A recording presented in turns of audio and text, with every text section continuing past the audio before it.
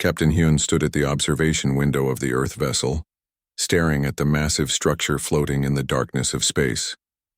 The celestial arena looked like a small moon, its surface covered in lights and strange towers that reached toward the stars. He had seen many things in his 20 years of military service, but nothing prepared him for this moment.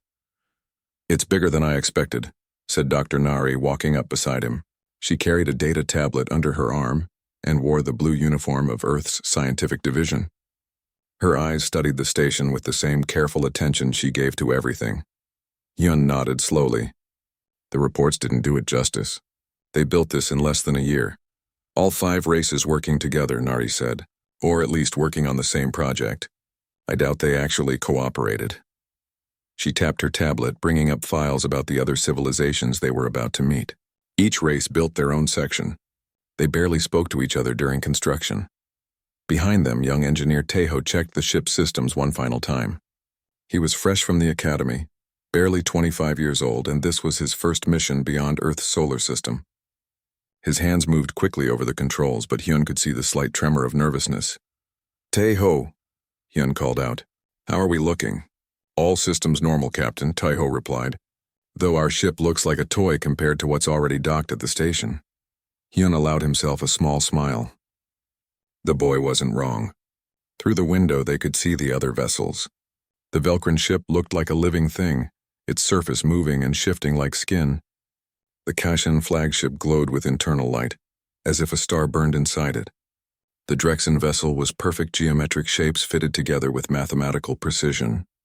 And the Morin ship seemed to flicker in and out of sight, existing in multiple dimensions at once. Earth's ship was simple metal and engines. No biological components, no stellar energy cores, no reality-bending technology, just good engineering and determination. "They invited us here," Nari said quietly. "That has to mean something." "They invited us as observers," Hyun corrected. "Not as participants. We're here to watch, not to speak." Nari frowned. "You don't really believe we came all this way just to sit quietly, do you?" Before Hyun could answer, his communication device beeped. The message was from Earth Command, sealed with the highest security codes. He opened it away from the others and read the simple instruction. "Observe everything. Say nothing. Wait for our signal." He deleted the message and turned back to the window. Whatever game the other races were playing, Earth had its own plans. The docking procedure took an hour.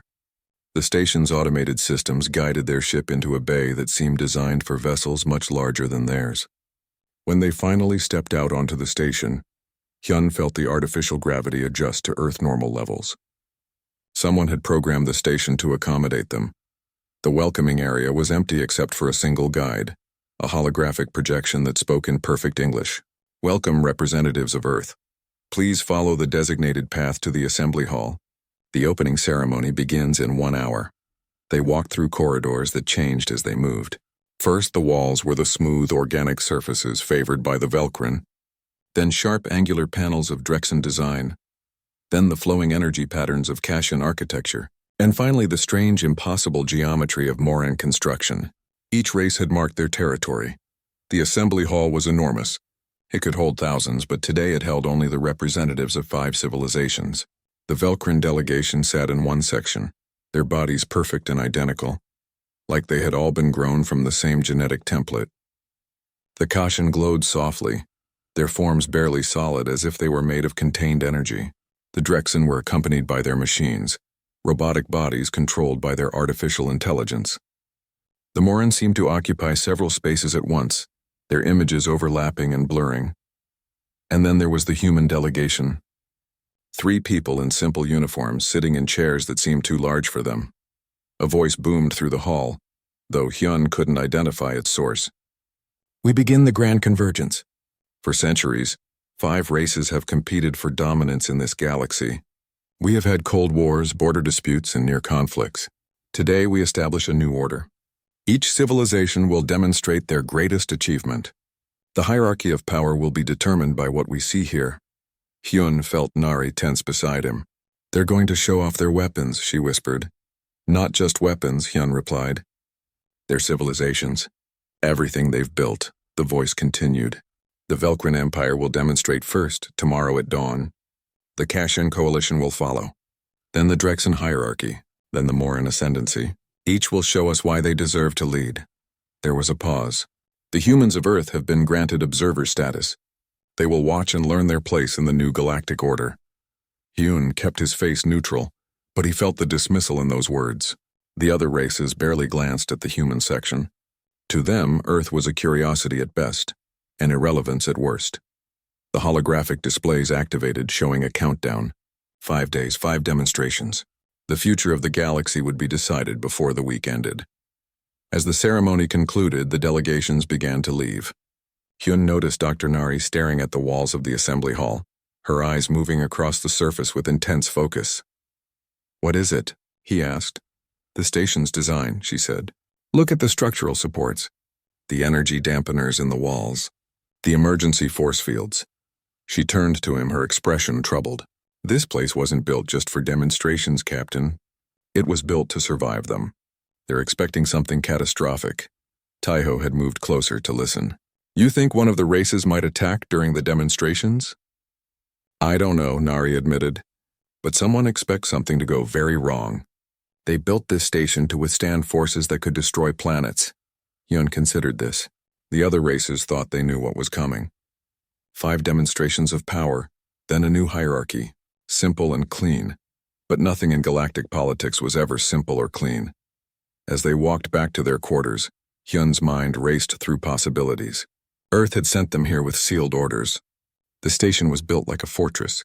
The other races barely acknowledged human existence. Whatever was about to happen, humanity had been invited for a reason. And Hyun suspected that reason had nothing to do with being observers. He looked at Nari and Taeho. "Get some rest. Tomorrow, we start learning everything we can about the other races. Their strengths, their weaknesses, how they think." "I thought we were just observers," Taeho said. Hyun smiled grimly. "We are, but observers see things that participants miss. And I have a feeling we're going to need every advantage we can get." In the darkness of space around the celestial arena, 5 civilizations prepared to show the galaxy their power. None of them knew that the real demonstration was yet to come. None of them understood that power took many forms. And none of them realized that the quiet humans in the corner were about to change everything they thought they knew about strength. The first demonstration began at dawn, though in space there was no true morning. The lights in the assembly hall dimmed and all eyes turned to the Velcrin section. Their leader, the Prime Genarch, stepped forward. His body was perfect in every way, tall and strong with skin that seemed to shimmer with health. When he spoke, his voice carried easily through the vast room. "We have conquered the greatest enemy all species face," he said. "We have defeated death itself." The display screens activated, showing Velcrin soldiers in a testing arena. Weapons fired at them, cutting through flesh and bone. Hyun watched, expecting to see them fall. Instead, the wounds closed within seconds. Arms grew back. Organs regenerated. In less than a minute, the soldiers stood whole and perfect again. "Our genetic engineering has made us immortal," the Prime Genarch continued. "We feel no pain. We know no weakness. Injury is merely temporary. Age is a choice we can reverse.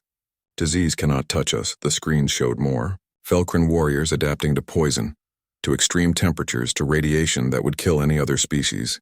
Their bodies changed to meet each threat, evolving in real time. "We have created biological weapons that adapt faster than any defense. Viruses that learn and grow stronger with each host. Our hive mind network connects every Velcrin, making us think as one when needed." The Prime Genarch spread his arms wide. "We are evolution's final form. We are inevitable." The other delegations watched in silence. Even through their alien features, Hyun could see the fear and awe. An army that couldn't die was terrifying. Beside him, Taiho whispered, "They've turned themselves into living weapons." Dr. Nari was taking notes on her tablet, her fingers moving quickly.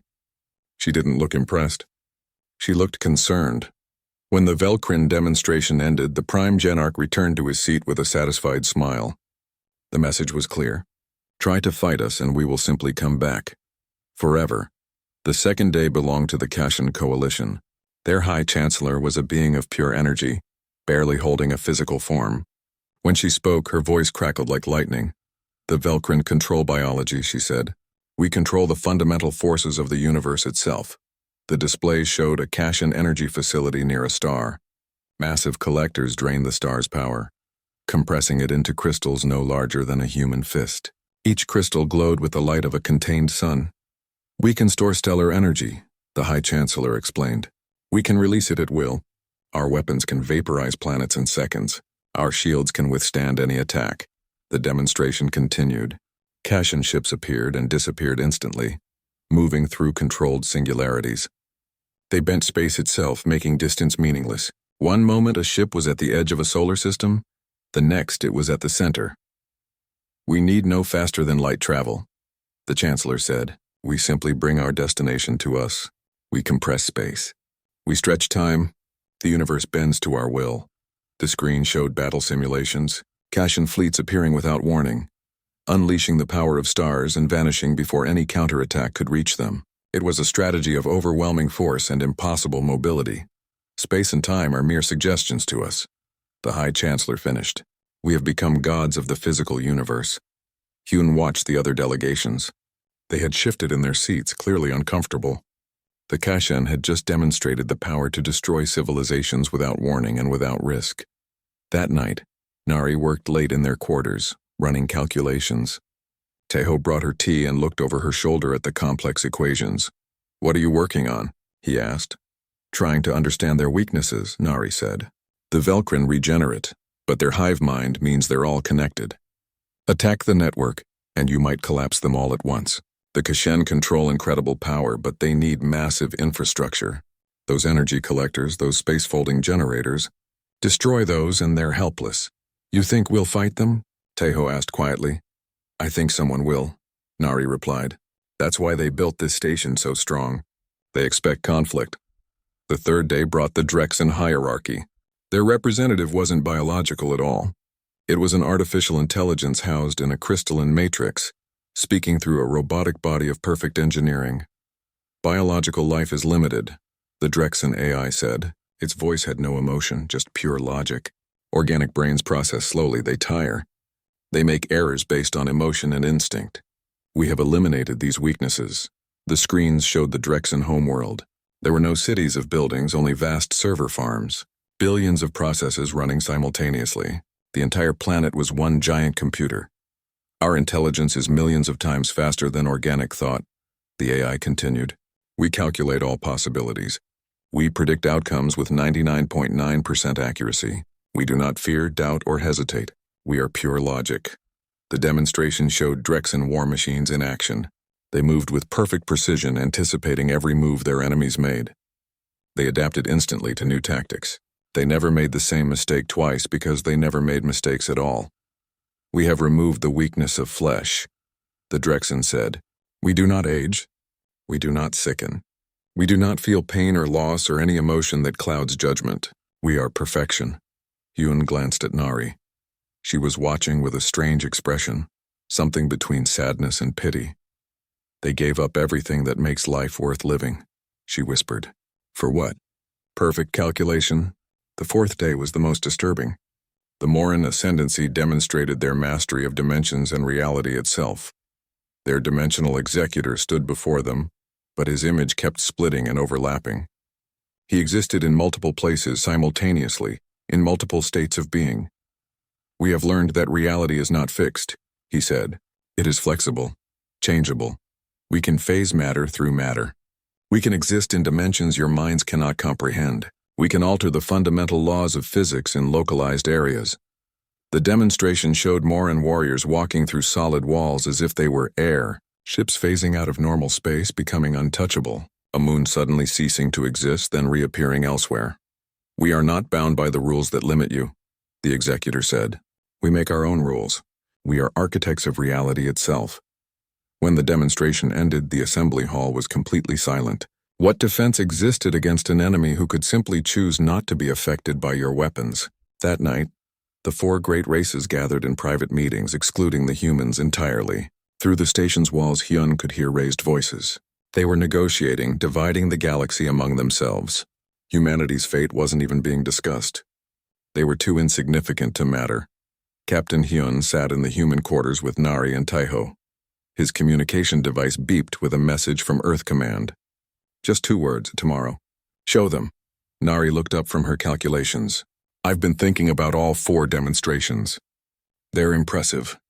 Terrifying even. But there's something they all missed. What? Tejo asked. They've each maximized one aspect of power, Nari explained.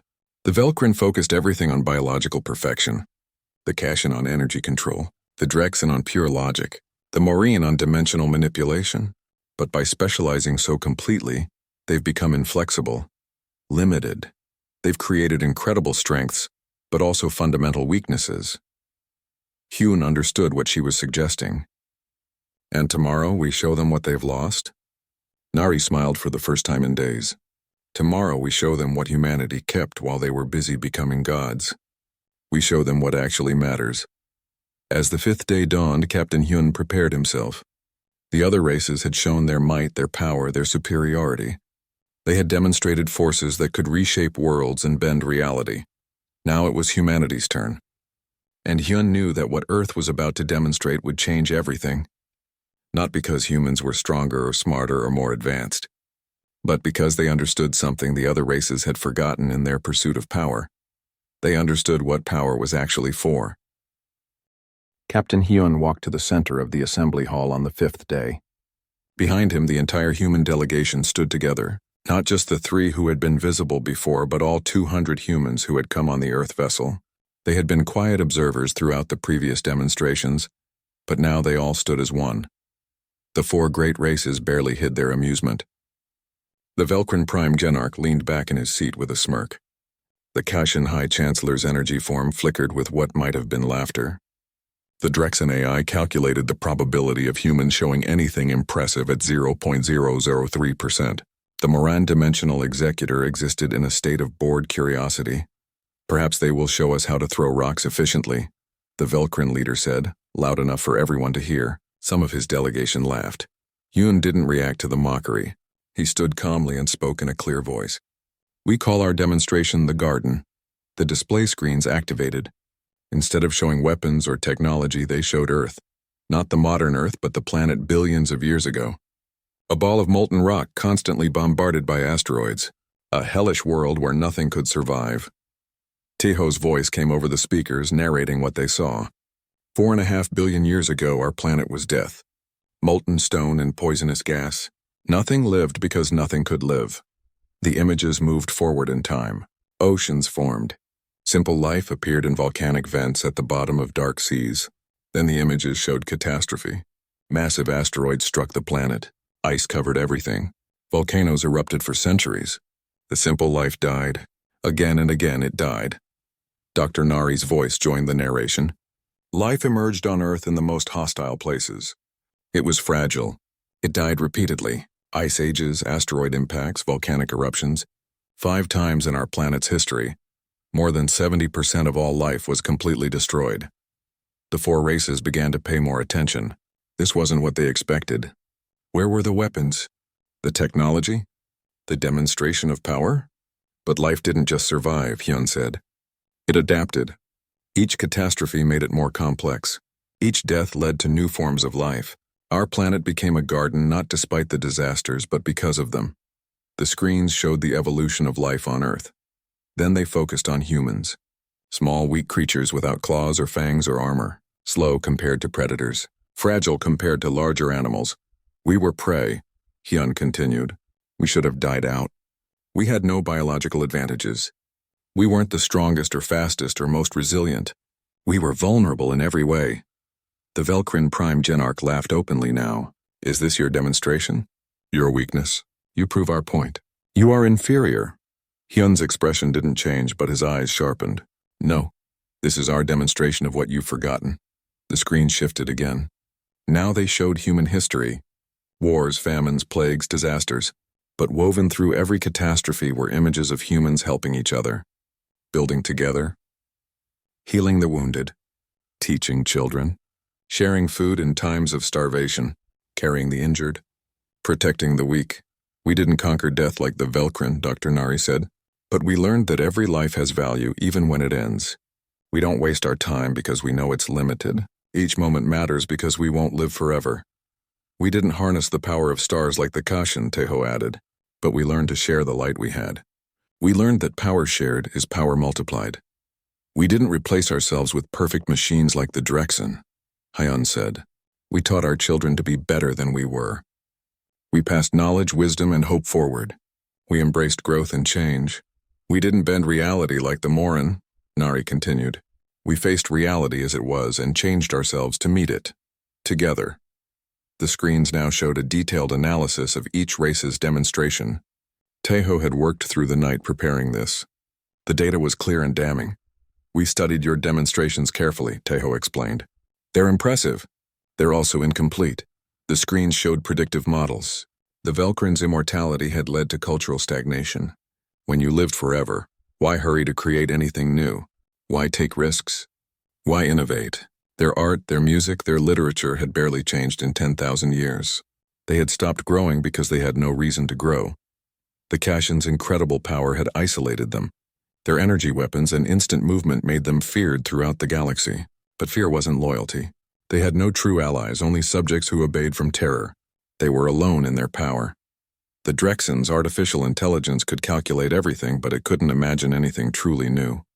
It could optimize what existed, but it couldn't dream of what didn't exist yet. Their entire civilization had become stagnant, endlessly perfecting but never innovating. The Moran's reality bending had disconnected them from consequence. When you could phase away from any danger, when you could alter the rules whenever you wanted, you lost the ability to understand sacrifice, commitment, or genuine connection with others. You've each maximized one aspect of power, Captain Hyun said, his voice carrying through the now silent hall. And in doing so, you've minimized yourselves. He walked forward, looking at each delegation in turn. The Velcrin conquered death, but you stopped truly living. When did you last create something beautiful? When did you last feel wonder at something new? The Prime Genarch's smile had vanished. His delegation sat in uncomfortable silence. The Kashin control infinite energy, but you're alone with your power. Who stands beside you by choice? Who would help you if you couldn't threaten them? The High Chancellor's energy form flickered uncertainly. The Drexen achieved perfect logic, but you lost the ability to hope, to dream, to imagine what could be instead of just calculating what is. The Drexen AI's robotic form stood motionless, processing this statement against its databases. The Moran can alter reality, but you've lost connection to it. You don't understand consequences anymore. You don't know what it means to sacrifice for something beyond yourself. The dimensional executor's overlapping forms consolidated into a single image, focused entirely on Hyun. The four representatives rose from their seats, anger clear in their postures. The Velcrin leader's voice was sharp with fury. You dare criticize us? You who have nothing to show but weakness? What could your primitive species possibly offer that surpasses immortality, infinite power, perfect logic, or control over reality itself? Captain Hyun's expression turned serious. This was the moment everything depended on. We offer you the one thing none of you have anymore. The one thing you'll need to survive what's coming. The hall went silent. Even the four leaders stopped moving. We offer you each other, Hyun said simply. We offer you cooperation, connection, community, the ability to work together despite your differences. Dr. Nari stepped forward, activating new displays. You've all been so focused on demonstrating your individual power that you missed something obvious. You've created incredible strengths, but you've also created fundamental weaknesses, and you've become so isolated, so specialized, that you can't protect yourselves anymore. The Velcrin's hive mind makes you vulnerable to systemic attacks, Taeho explained, bringing up tactical analyses. The Kashin's power requires infrastructure that can be targeted. The Drexen's AI can be hacked or confused by chaos. The Moran's dimensional phasing requires perfect calculations that can be disrupted. Separately, Hyun said, any one of you could be defeated by an enemy who understands your weakness. But together, defending each other, you would be nearly impossible to overcome. The Drexen AI spoke, its voice clinical. The probability of successful cooperation between our four civilizations, given our mutual distrust and conflicting interests, is 12.7%. Your proposal is mathematically unsound. That's because you're calculating based on your own worldview, Nari replied. You see cooperation as a mathematical problem. The Velcrin see it as a biological hierarchy. The Kashin see it as a power negotiation. The Moran see it as a temporary phase state. You're all wrong. Hyun looked at all of them. Cooperation isn't about power. It's about choosing to see others as equals, as partners, as people worth standing beside instead of standing over. And why should we believe you can teach us this? The Moran executor asked. What makes humans qualified to speak of cooperation? The screens changed one final time. They showed Earth's history. The wars, the hatred, the divisions. Humans killing each other over religion, over resources, over the color of their skin. Centuries of conflict and suffering. 300 years ago, we almost destroyed ourselves, Hyun said quietly. We had weapons that could end our entire world. We nearly used them. We failed at cooperation more times than we can count. He paused, letting that sink in. But we learned, slowly, painfully, at great cost. We learned that our differences made us stronger, not weaker. We learned that choosing to see others as human, even when they looked different or believed different things, was the hardest and most important choice we could make. We're not perfect, Nari added. We still argue. We still disagree. But when it truly matters, we choose each other over power. Captain Hyun spread his arms to include all the humans standing behind him. Different ethnicities, different cultures, different languages, all standing together. This is our power, he said. Before any of the 4 races could respond to Captain Hyun's words, Dr. Nari activated a new display that filled every screen in the assembly hall. The image showed a map of their entire galaxy, with one edge highlighted in pulsing red. While you were all preparing your demonstrations of power, Nari said, her voice cutting through the tension. We were scanning the galaxy. We found something you missed. The image zoomed to the galaxy's outer rim. There at the very edge of known space was an anomaly, a tear in space itself growing larger with each passing moment. The readings beside it showed energy signatures that made even the Kashan stellar collectors look small. What is that? The Kashan High Chancellor asked, her energy form flickering with what might have been concern. It's a breach, Taiho explained, bringing up more detailed scans. Something is forcing its way through from outside our galaxy. And based on the energy patterns, it's been monitoring us. The Moran dimensional executor leaned forward, his multiple forms focusing on the data. Impossible. We would have detected any breach in dimensional barriers. You would have, Nari agreed, if you'd been looking. But you were all too busy preparing to show off your power to each other. You weren't watching for threats from outside. Hyun stepped forward, his expression grim. Your demonstrations weren't just seen by us. They were seen by something else, something that's been waiting for exactly this moment. The display changed again, showing new data that the humans had collected over the past 4 days. Energy spikes corresponding to each demonstration. Scanning patterns focused on the celestial arena. Movement at the galaxy's edge that accelerated after each display of power. Someone out there has been studying you, Hyun said, learning your capabilities, analyzing your weaknesses, and now they're coming. The Velcrin Prime Genarch stood abruptly. You're making this up. Trying to frighten us because we dismissed your pathetic demonstration. I wish I was, Hyun replied.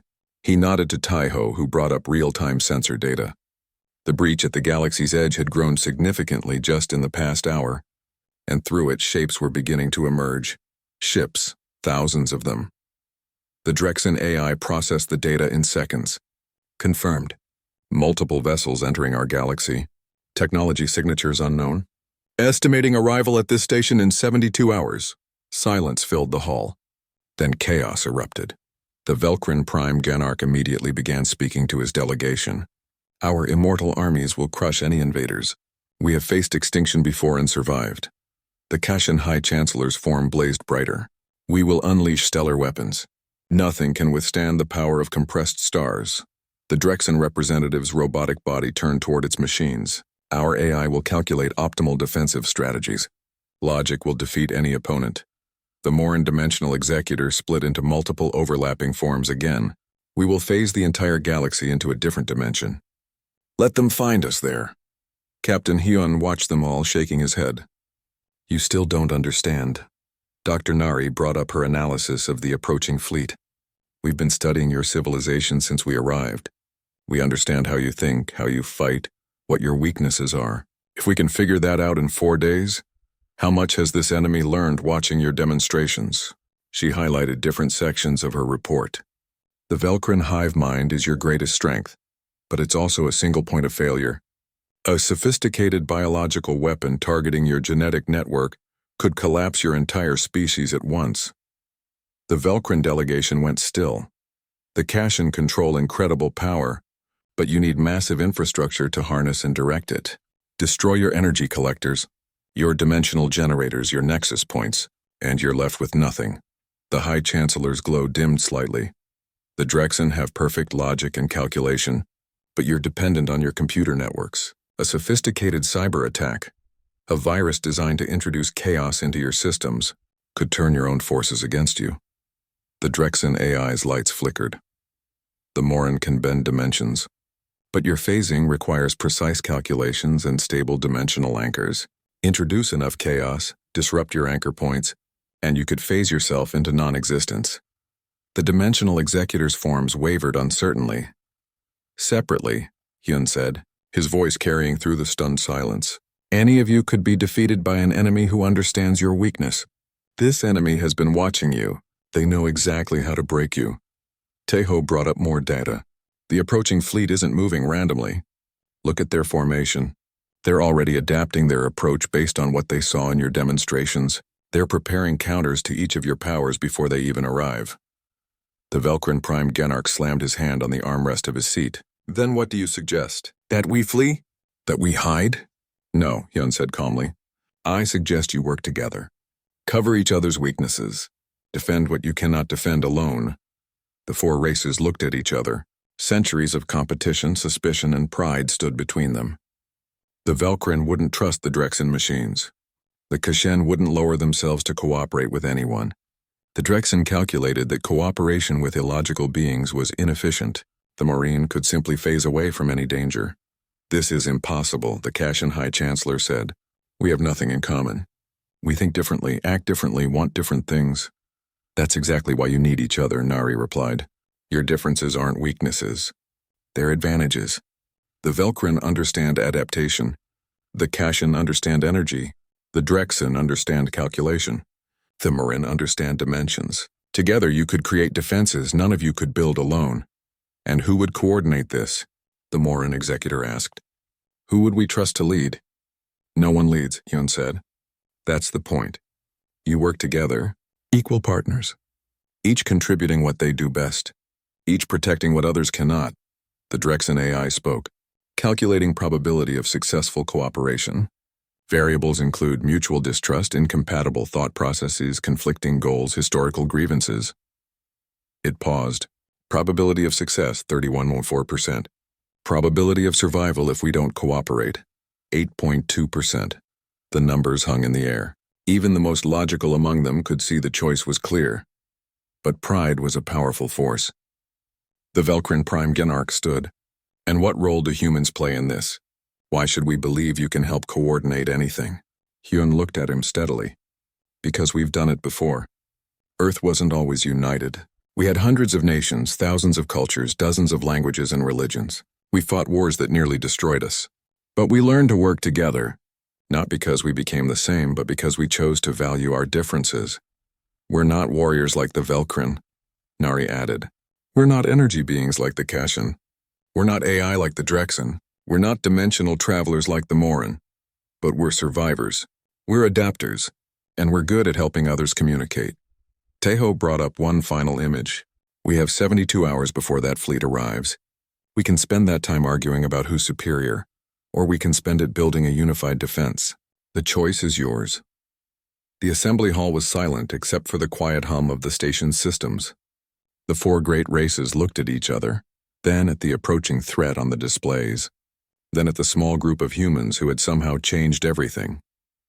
The Velkrin Prime Genarch spoke first, his voice reluctant but honest.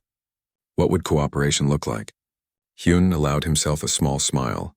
It starts with each of you admitting you need the others, that your power alone isn't enough. That's the hardest part. Everything else we can figure out together. The Kashen High Chancellor flickered. If we do this and one of you betrays the others, then we all die, Hyun interrupted. Together. That's what trust means. You make yourself vulnerable and hope the others do the same. The Morin dimensional executors form slowly consolidated into one. This goes against everything we've built our civilization on. I know, Hyun said quietly. It went against everything we'd built too. But survival required us to change, to grow, to become something more than we were. The Drexen AI processed for a long moment. Then it spoke. Proposal. Limited cooperation for the duration of this crisis. Each race maintains sovereignty, but contributes specialized capabilities to a unified defense. Probability of success increases to 43.8%. It wasn't much, but it was a start. Captain Hyun nodded. We have 72 hours. Let's not waste them. As the delegations began the difficult process of working together for the first time in their history, Hyun looked at Nari and Taiho. The easy part was over. Now came the real challenge, teaching four proud, powerful civilizations how to trust each other before an unknown enemy arrived to destroy them all. The countdown continued. 71 hours and 53 minutes remaining. The first 12 hours were chaos. The four races tried to work together and failed repeatedly. The Velkrin wanted to command through their hive mind structure. The Kashen insisted their energy technology was superior to everything else. The Drexen AI calculated that organic beings were too slow to be efficient. The Morin kept suggesting they simply abandon this dimension entirely. Captain Hyun sat in a coordination room with representatives from each race, watching another argument explode. A Velkrin general was shouting at a Drexen machine about proper military hierarchy. A Kashen engineer refused to share energy specifications with Morin scientists. Nobody was listening to anyone else.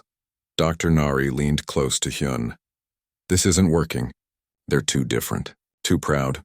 I know, Hyun said quietly, but they're still here. They haven't left. That's something. Taeho burst into the room looking excited. Captain, I think I have something. The Velkrin and Drexen just had a breakthrough, but they can't communicate it to each other. Their ways of thinking are too different. Hyun stood immediately. Show me. In a side laboratory, a Velkrin scientist named Minho was gesturing at biological diagrams, while a Drexen AI tried to process the information. Both were frustrated, unable to bridge the gap between organic intuition and digital logic. Stop, Hyun said, stepping between them. He looked at Minho.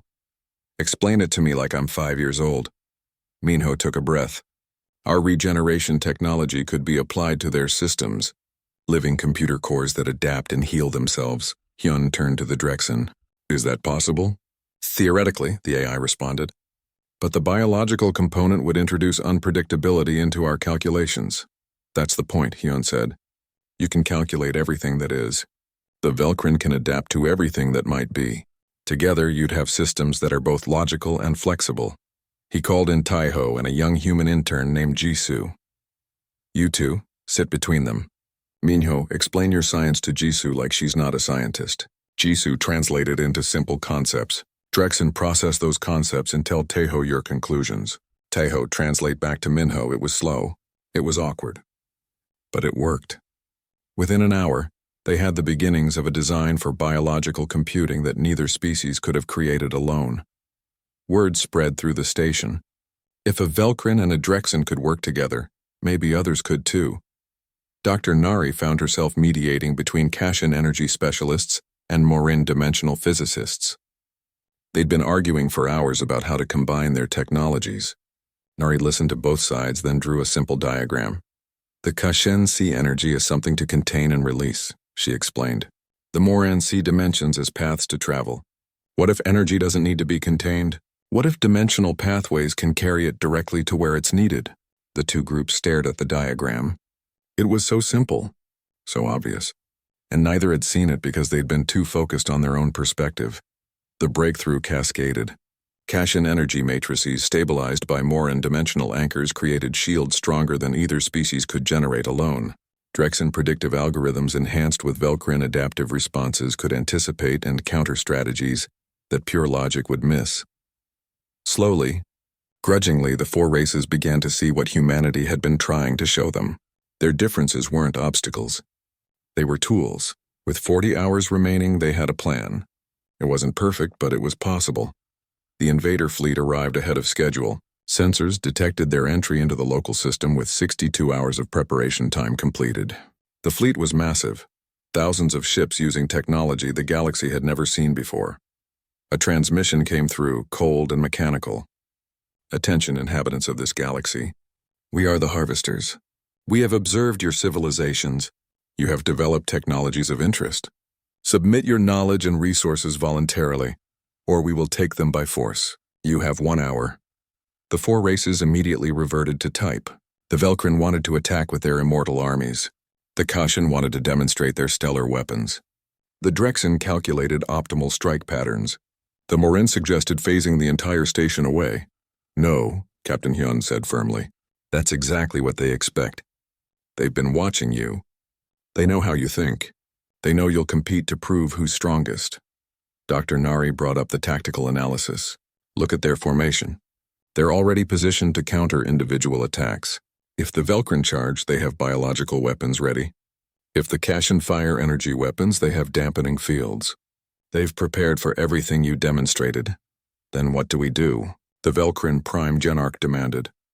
We do what they don't expect, Hyun said. We work together.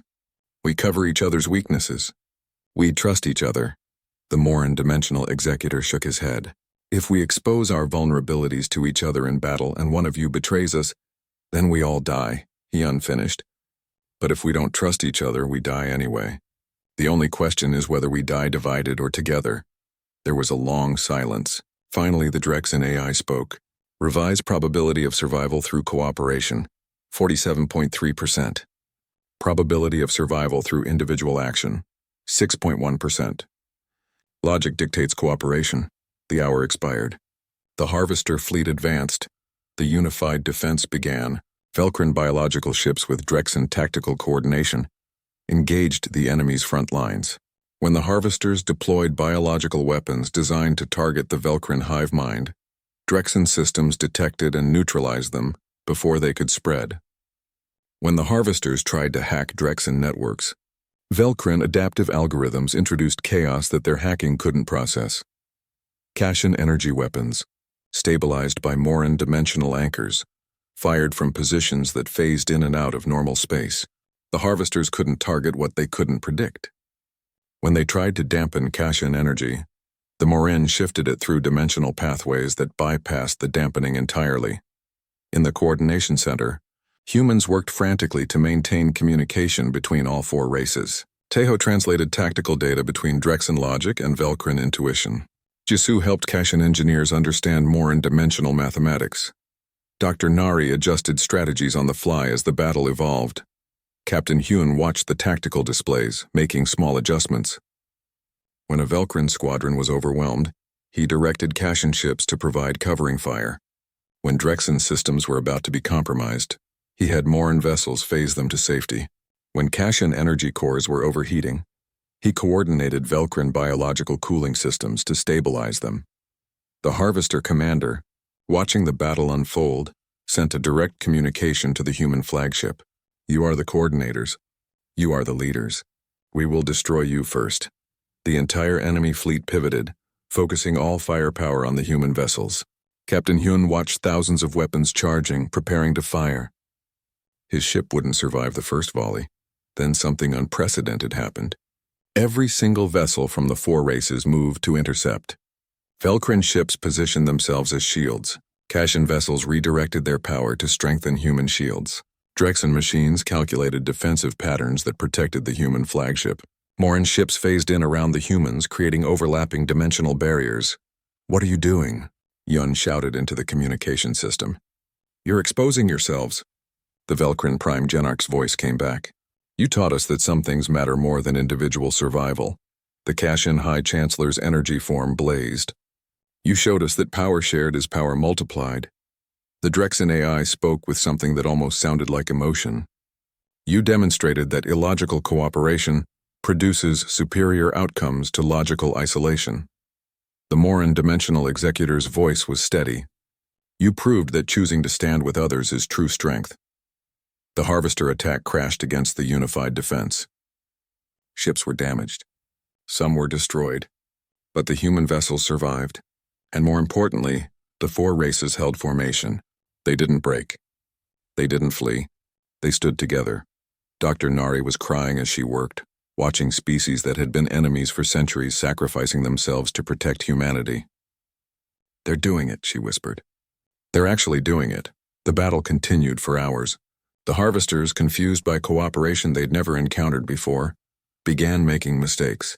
Their formations broke as they tried to isolate individual races. But there was no individual race anymore. There was only the unified fleet. Taiho noticed something in the enemy patterns. "Captain, they're trying to target what they think is the command ship, but they can't find it because there isn't one. Everyone is leading. Everyone is following. They don't know how to fight that." Yun understood immediately. "Send this to all ships. Decentralize completely. Every squadron makes its own decisions based on the whole picture. No single command structure they can target. It was chaos by military standards. It shouldn't have worked. But it did. Each race's vessels operated independently while somehow maintaining coordination.